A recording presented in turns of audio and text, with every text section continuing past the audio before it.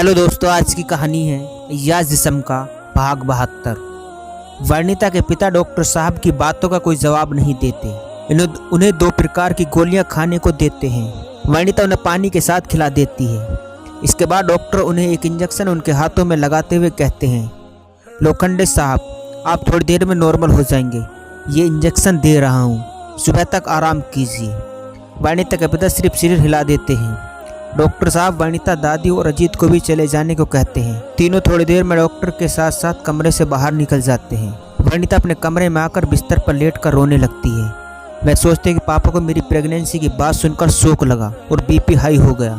वह मन में कहती है, अब मेरे साथ जो परिस्थितियाँ निर्मित हो गई उसे बताए बिना रास्ता नहीं निकलेगा।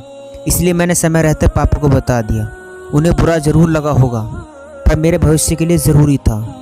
दूसरे दिन सुबह वर्णिता के पिता स्वस्थ हो जाते हैं। वो ऑफिस जाने की तैयारी करते रहते हैं। वर्णिता अपने कमरे में बैठी हुई थी। वर्णिता के पिता वर्णिता के कमरे में आते हैं। वर्णिता अपने पापा को देखकर घबरा जाती है। वो कहते हैं, वर्णिता, तेरी समस्या का समाधान जल्दी निकालूंगा। 1 हफ्ते बाद भैया घर आ जाएंगे तो उसे चित्रा से शादी कर लेने के लिए सहमत कराऊंगा और अभय से मिलकर बात करूंगा। अब मैं ज़्यादा टेंशन नहीं लूँगा। तुम लोगों की खुशी को ही अपनी खुशी समझूंगा। मैंने फैसला कर लिया है। अब बिल्कुल चिंता मत कर, सब ठीक हो जाएगा। वर्णिता की आंखों में आंसू आ जाते हैं। वह सिर्फ इतनी कहती है, थैंक यू पापा। वर्णिता के पिता कमरे से निकल जाते हैं। वर्णिता खुश हो जाती है और अभय को फ़ोन करके कल रात की बात और अभी जो उसके पापा ने बात कही ये बता देती है। अभय खुश हो जाता है। इधर ऑफिस में रंजीत के पिता ऑफिस में बैठे रहते हैं।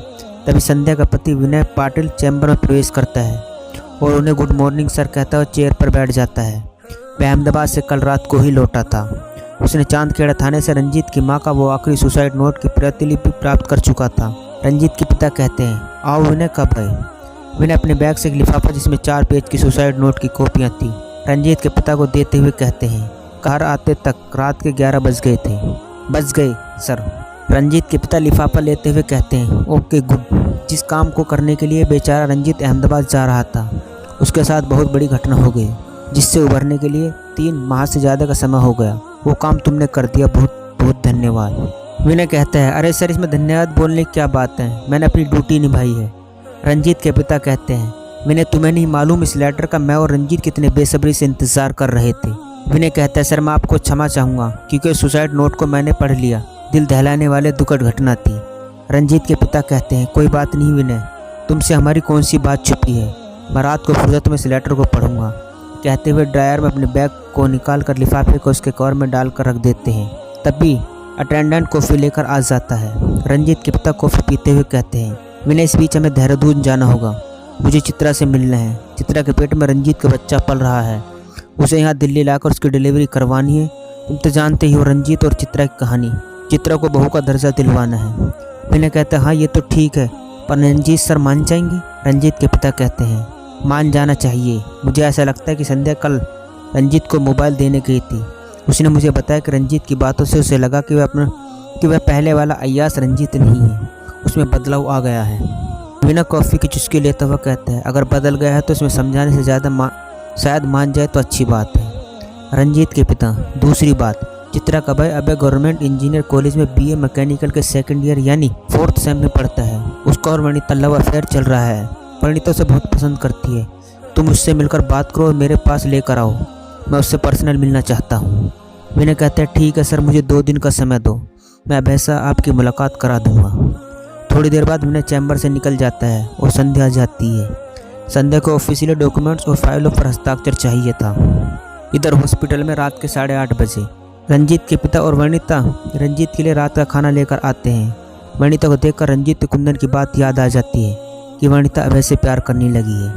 रंजीत के पिता और वर्णिता रंजीत से हालचाल पूछते हैं। रंजीत कहता है, अभी ठीक लग रहा है, सिर्फ थोड़ा कमजोरी है। रंजीत के पिता कहते हैं, रंजीत, तुम्हारे लिए खुशखबरी है। संध्या के पति विनय ने अहमदाबाद से चांदखेड़ा थाने में तुम्हारी माँ का वो अंतिम सुसाइड नोट कलेक्ट करके ले आया है। मेरे पास है। आज रात को मैं पढ़ लूँगा, कल तुम्हें लेकर लाकर दे दूँगा, पढ़ लेना। रंजीत कहता है, अरे वाह, विनय को मेरी तरफ से धन्यवाद कह दीजिए। काश ये काम उसे पहले सौंप दिए होते। खैर छोड़िए, आखिर विनय के माध्यम से माँ का लेटर मिल ही गया। उसी समय रंजीत के पिता के मोबाइल में संध्या का कॉल आता है। रंजीत के पिता स्क्रीन में नाम देखकर कमरे से बाहर निकल जाते हैं। रंजीत को वर्णिता से बात करने का मौका मिल जाता है।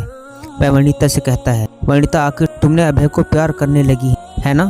क्या होगा आगे जानने के लिए कहानी का अगला भाग जरूर देखें। दोस्तों ये था अय्याज जिस्म का भाग 72। दोस्तों कहानी अच्छी लगी हो तो चैनल को सब्सक्राइब करना न भूलें।